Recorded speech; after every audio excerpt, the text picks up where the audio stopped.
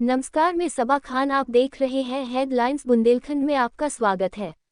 आज 26 जनवरी को बड़ी ही धूम धाम से बड़ा बाजार मालिन चौराहा व्यापार सेवा समिति द्वारा कार्यक्रम माननीय राज्य मंत्री श्री हरि गोविंद कुशवाहा एवं विधायक श्री रवि शर्मा द्वारा कार्यक्रम संपन्न हुआ। उसमें समिति मुख्य चंद्र प्रकाश जैन, बंटी, अतुल दुबे, सत्यम धुरा, बालकिशन डेंगरे, अमरनाथ गुप्ता, गौरव सैगल, संजय रैत, सचिन नारद जी, रवि त्रिपाठी द्वारा आभार व्यक्त किया।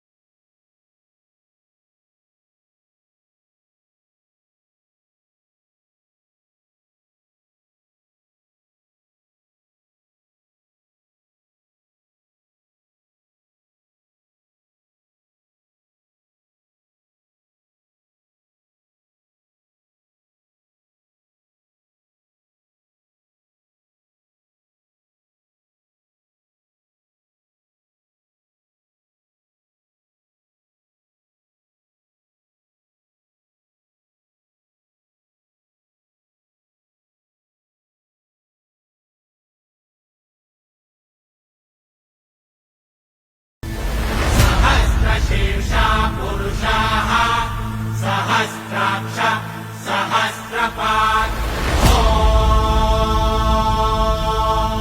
स भूमिं विश्वतो वृत्वा गन्तिष्ठद्दशाङ्गुलम्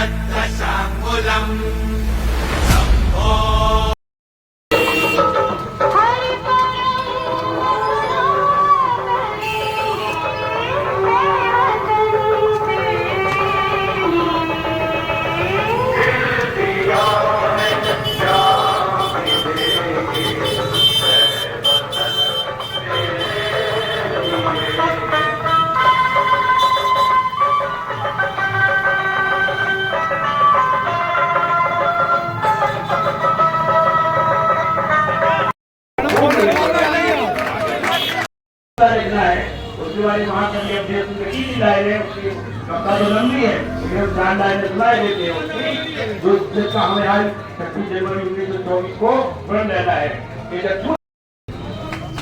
भारत माता की भारत माता की जनगण मनगण विनायक जय भारत भाग्य विधाता पंजाब सिंध गुजरात मराठा रावण उत्कल बंगा विंध्य हिमाचल यमुना गंगा उत्तर चलत तिरंगा सब सुर नावे जाए सब सुर आग समाए गाए जब जय गाता जनगण मन नायक जय भारत भाग्य विधाता जय जय जय जय जय भारत माता की भारत माता की भारत माता की भारत माता की भारत माता की वंदे वंदे वंदे। अब मैं आज के कार्यक्रम के अतिथि राज्यमंत्री हरि गोविंद कुशवाहा से अनुरोध करूंगा कि गणतंत्र दिवस के पावन पर्व पर अपने विचार व्यक्त करें। श्री हरि गोविंद कुशवाहा जी।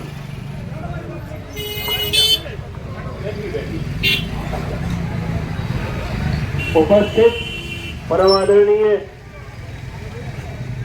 बुंदेलखंड संस्कृत कला संस्कृति के संस्थापक, संरक्षक, अध्यक्ष और जिनके बारे में ये पूरे बुंदेलखंड में है कि साल में 365 दिन होते हैं। जी और हमारे मित्र के सुपुत्र जिनका हमारा करीब 60-65 साल से जब से झांसी आए और उनसे हमारा बहुत ज्यादा अंतरंग, जैसे पूजा अंग्रेजी में कहते हैं, जिगरी दोस्त थे हमारे उत्तम चंद के पिताजी। इनके क्या नाम, इनका क्या नाम, चंदू बाबू के पिताजी उत्तम चंद जैन की हमारी दोस्ती सन 1964-65 बहुत ज्यादा तकरीर हुआ करती थी, क्योंकि उस समय डॉक्टर जगमोहन वर्मा और अख्तर में जब विधायक बने तो उनके साथ थे। उस समय यहाँ जनसंघ पार्टी से शायद वो लड़ रहे थे अग्निहोत्री जी के, उनके चित्रा टाकी वाले। तो अब आजादी का जो इसके बारे में सभी उपस्थित महानुभाव सबके नाम लेने में जाए, हमें और 2-4 कार्यक्रमों में जाना है वहाँ बड़ा गांव के आगे बड़ाटा गांव में। आजादी का जो गणतंत्र दिवस का जो 2024 का दिवस है वो बहुत महत्वपूर्ण है।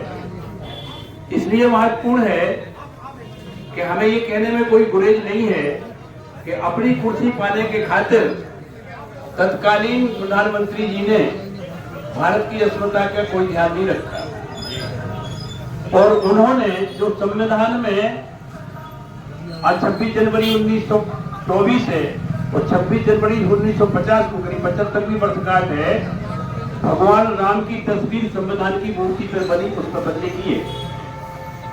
और सरदार पटेल ने जवाहरलाल नेहरू से कहा था कि आप राम के इशू को, अयोध्या वाले को और कश्मीर के इशू को, क्योंकि गृह मंत्रालय के अंदर में आता है, हमको सौंपिए, और दोनों चीजें पंडित जी ने अपने पास रख करके पूरे देश को अंधेरे में ढकेल दिया। इसमें सबको हमको समझना चाहिए इस बात को, ये महत्वपूर्ण बात है। और आप देखिए कितनी विडंबना की बात है कि जब मनमोहन सिंह प्रधानमंत्री थे तो एक एफिडेविट लग गया सुप्रीम कोर्ट में कि राम था ही नहीं, राम काल्पनिक है, राम सेतु काल्पनिक है। मनमोहन सिंह के प्रधानमंत्री काल में एक एफिडेविट लगाया गया, और आज नकली मालाएं पहन करके भगवान राम के लिए आलोचना करते हैं, जहां सारी दुनिया के 1 से 68 देशों ने उसकी तारीफ की हो। पूरी दुनिया, अगर राम को हटा दिया जाए इस देश से, या कृष्ण को हटा दिया जाए और रामायण को, गीता को हटा दिया जाए, वेदों को, तो इस देश की धरोहर ही क्या है? हमें बाबर को, हुमायूं को, अकबर को, औरंगजेब का इतिहास पढ़ाया गया। आज के अखबार में छपा है कि औरंगजेब ने वो ज्ञानवाद की मस्जिद को तोड़ करके वो बनाया था, वहाँ का जो नाट्य आप देखेंगे। तो अब हमें लगता है कि आदरणीय नरेंद्र दामोदर दास मोदी के नेतृत्व में और योगी जी के नेतृत्व में अब सही आजादी 22 तारीख के बाद आई है, 22 जनवरी के बाद। हम अपने देश में अपने आराध्यों को, आप बताओ, हमने तो किसी प्रदेश में हमला किया नहीं। पाकिस्तान का पहला हमला 15 अगस्त 1947 के बाद अगस्त में, मतलब 6 महीने बाद 15 जनवरी, नवंबर, दिसंबर में ही हमला कर दिया पाकिस्तान में।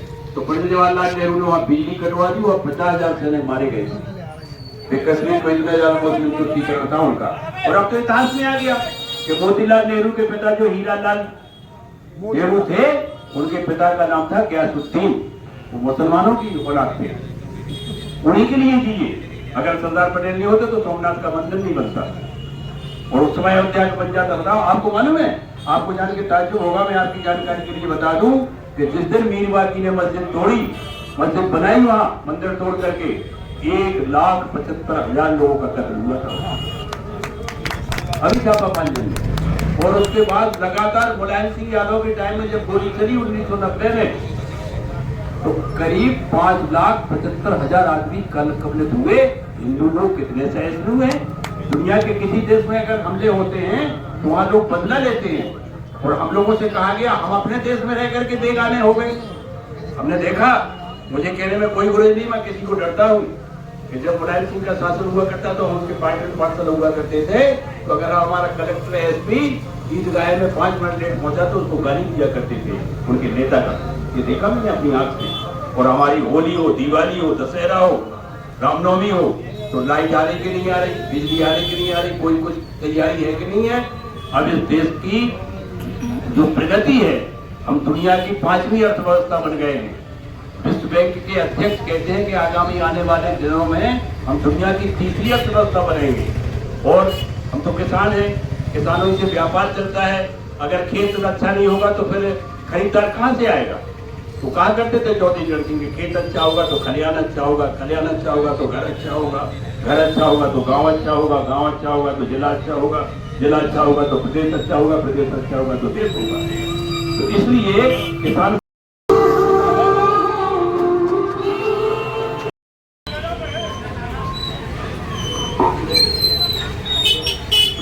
सभी व्यापारी बंधु घर से सभी आ जाए। अमरनाथ गुप्ता जी,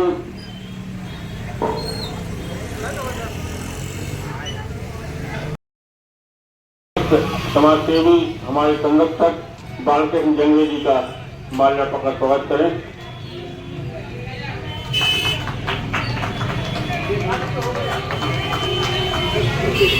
हम महसूस करूंगा दुबई से हमारे गौरव जैन जी का माल्यार्पण गौरव सहगल जी से।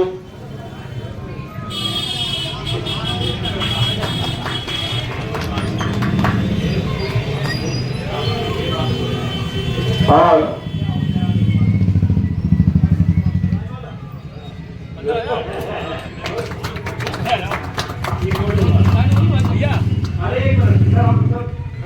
भाई साहब काम करेगी हो?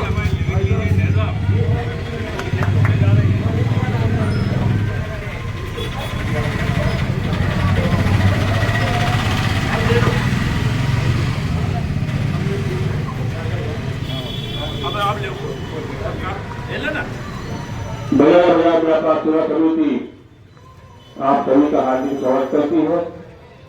और गणतंत्र दिवस के पावन पर्व पर हमारे बीच